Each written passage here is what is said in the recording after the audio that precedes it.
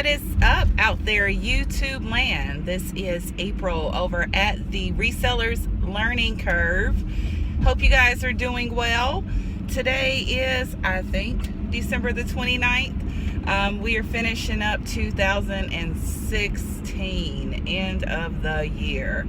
My immediate reaction to the end of the year is that my fourth quarter, my December especially, was not big lit like it was last year, not even remotely close. Business definitely picked up for me because it's the month of December, but my year was not as great as it was last year. I think over the span of the entire year, I didn't make much less. Actually, I think I made more because of Amazon. But eBay is my bread and butter. eBay is my primary platform, and things on eBay have been something of a struggle for me. The one thing that I think I always say to you guys when I make videos is that I personally don't like Amazon, but I encourage people to use Amazon because there's certain types of products that you're just not going to be able to get top dollar for on any other platform, at any other marketplace like you will Amazon. The Amazon buyer is a picky buyer, but the Amazon buyer is also not a value shopper for the most part. I shop a lot on Amazon, and when I go to Amazon for a significant purchase, price is a very, very small part of that consideration. There's a lot of factors that I take into account, but price isn't usually the major one. And people who shop on Amazon, I think that that's the type of buyer they tend to be.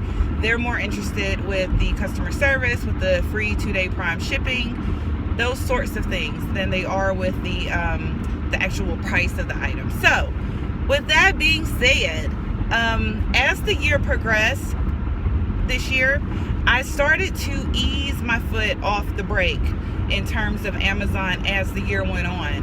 In January, I was doing a ton of Amazon.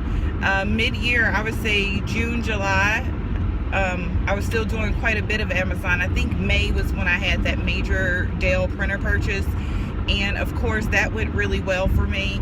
I'm actually working on a major purchase right now of 50 units of something.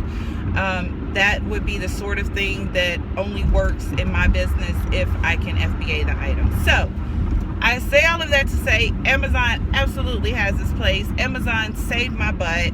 I was only able to meet numbers goals because of my Amazon income. But things on eBay have been a struggle. This year, I can't overlook the successes. There's a number of successes that I've had on eBay. Number one, my average price per sold item has went way, way, way up. I think when I started out, I was trying to get up to $25. And at this point, I am well over 50. I think some months closer to $70 average sales price per item, which has always, I mean, if you can increase that number, you can decrease volume and still make the same amount of money. So that's the way I look at it.